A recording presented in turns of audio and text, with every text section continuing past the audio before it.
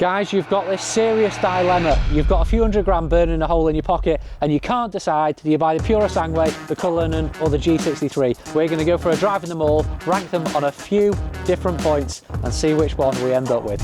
Although not direct competitors, these three cars are iconic in the 4x4 market. We're going to compare them on 6 key points. And if you're not already, please subscribe. So if we start with luxury and comfort, I'm going to say that the G-Wagon is actually probably bottom of the list out of the three. Luxury brands, Mercedes is not the first thing that springs to mind. Rolls-Royce, Ferrari, definitely pip it there. And comfort-wise, well, this is actually quite an agricultural vehicle. The chassis sits separate to the bodywork, something or other, which means they're actually designed to be great off-roaders. They don't actually drive incredibly well on the road, so they're not that comfortable. They don't handle that well, which might surprise some people, but that's not why you buy a G-Wagon. Luxury and comfort, I'm going to score this a 5 out of 10. There is nothing that even comes close to the luxury and comfort of a Rolls-Royce Cullinan. It's quite remarkable. If you've never had the pleasure of sitting in a Rolls-Royce Cullinan, come and have a go. You've got to experience it. It's just such a nice place to be. Once you get over the fact that they're 400 or 500 grand new, such an expensive thing, and you can actually relax into driving them or being a passenger, it is such a nice place to be. You just float along the road. So on that note, luxury and comfort, 10 out of 10. Someone said to me, oh, you've got to drive to Birmingham now? Not a problem. I'd happily sit in here for an hour or two, connect my Apple CarPlay, get some conspiracy theories on a podcast and cruise around in luxury. Out of the three, this is the only one that I'm actually slightly nervous about driving.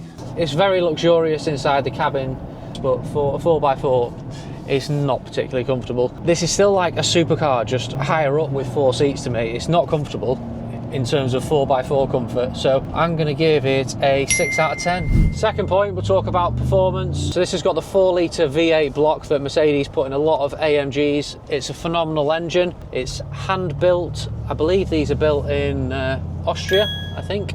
Incredible engine. Someone will correct me, but I think they're around about 550 horsepower.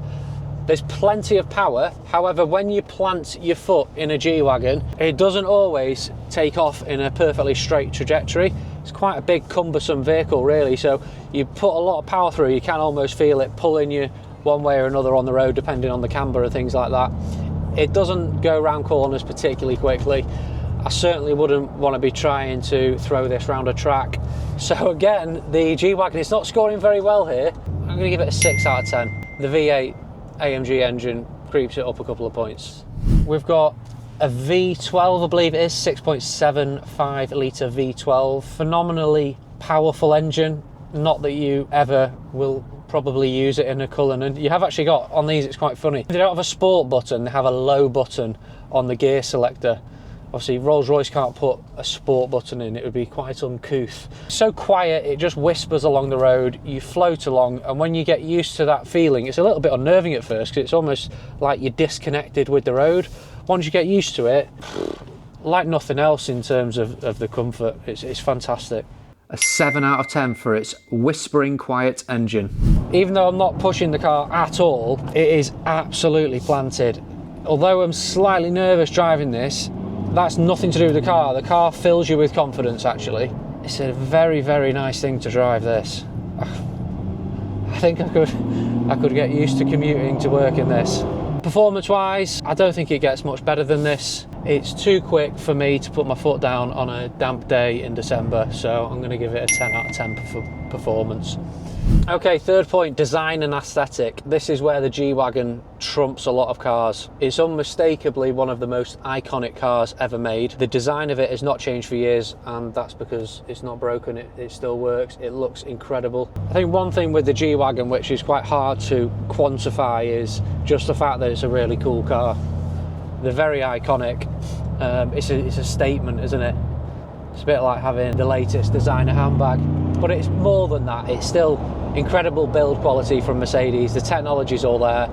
It's got a thumping big V8 engine in it, which is right up my street. They're a cool car. Design and aesthetic, I'm going to give the G-Wagon a 9 out of 10. Up until now, I feel like the Cullinan is the one car that gets the most looks. Quite a controversial one, really, for the Cullinan. A lot of people think it's ugly.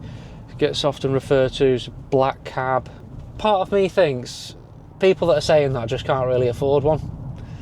You know, the design of these, yeah, they're not the most beautiful thing on the road, but it's unmistakably, with the headlights, the grille at the front, the Spirit of Ecstasy, there's no doubt about it. It's got such a road presence to it, and that's what Rolls-Royce want to achieve. So I think they've nailed the design and the aesthetics of it. It's very, very cool. I'm going to give this an 8 out of 10. The design of the Purosangue is quite remarkable. It's an absolute head turner. The interior is second to none, and from the outside it looks incredible. I'm going to give it a 9 out of 10. Fourth point, technology. Well, this has got the upgraded Burmeister sound system. It's an incredible sound system. We have the digital cockpit, nice big screen in the centre, sat nav, so we've got live traffic updates, heated seats, heated steering wheel. It's got all the nice features you'd expect in terms of technology.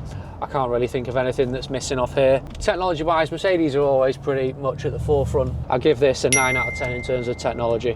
What I really like about this is the lack of driver aids. Far too many new cars now, like the new Range Rover, they're constantly pushing the steering wheel this way or the other, trying to second guess what you're doing. I find it very frustrating. They beep at you when you're going too fast. I think this might be the sweet spot. Couple years old, we haven't got all that driver intervention that you've got to turn off every time you get in the car. You can just get in it, relax and enjoy it. It's brilliant. Now this car has just been preceded by the new Cullinan model, so I can't speak for that because I've not had the pleasure of being in the new Cullinan yet. Technology wise, it's not particularly exciting. It's got some BMW technology in there. It has got Apple CarPlay, this one, so it's got everything you need. You can't really fault it.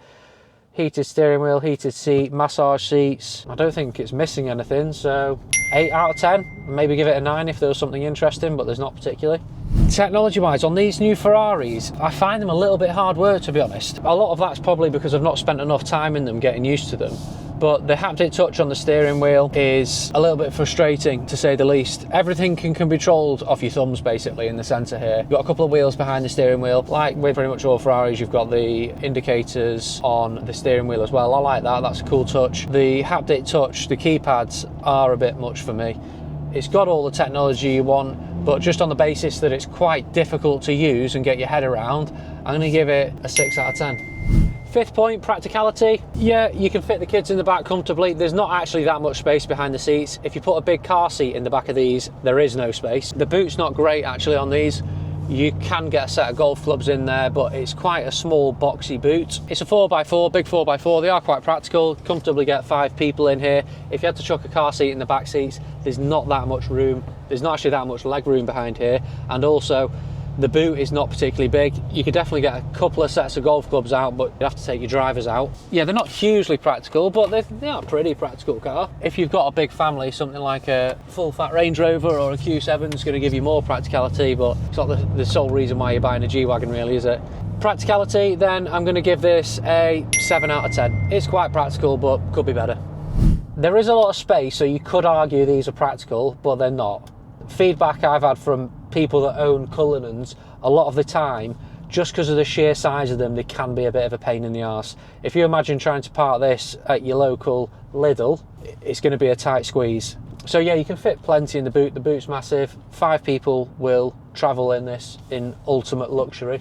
But for something to be practical, it's got to be easy to use in day-to-day scenarios, and for me this is not very practical because of the sheer size of it. Practicality rating, 6 out of 10. It's too big.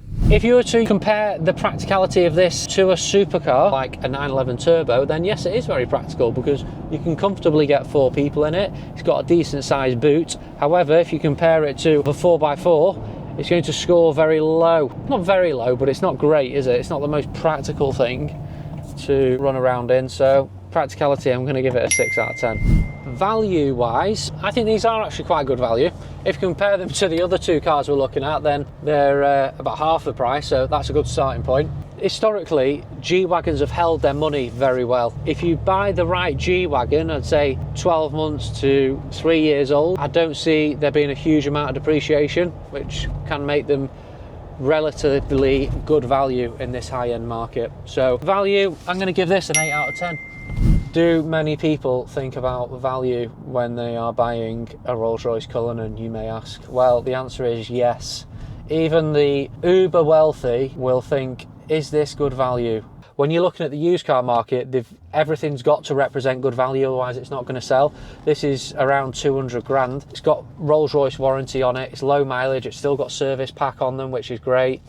I think this is quite good value at that. It's 300 grand less than a new one, and it's only a couple of years old. So if you can pick up the right car with a nice history, then yeah, they can be decent value for money now. Although I've said that they're good value, if we are going to be slightly realistic, at 200 grand, it's still a ridiculous amount of money for a car. Value-wise, even though it's more than half the price of a new one, I'm going to give it a 5 out of 10. Value for money is probably a 10-year-old Golf at 3 grand. That's what value is, really, let's face it. With a bit of spec, these can be getting on for £500,000. It's a hell of a lot of money. I don't think anyone can argue that this is value for money. They are definitely coming down, and the huge overs market that was around 12 months ago is definitely kind of dissipating. I wouldn't say there's any Purosangues which are really representing great value yet. I think we'd have to wait another year or so before we're going to start seeing some value cars in the market. Value, I'm going to score it 5 out of 10. But let's face it, who is buying a Ferrari Purosangue because they want great value? You're not, are you? You're driving it because it's the latest. Coolest 4x4 in the world, probably. I might have been a little bit harsh on the Purosangue, and maybe I'd be a little bit more excited if this was even remotely near my budget. I think the idea at the moment of me ever owning one of these is out of the question.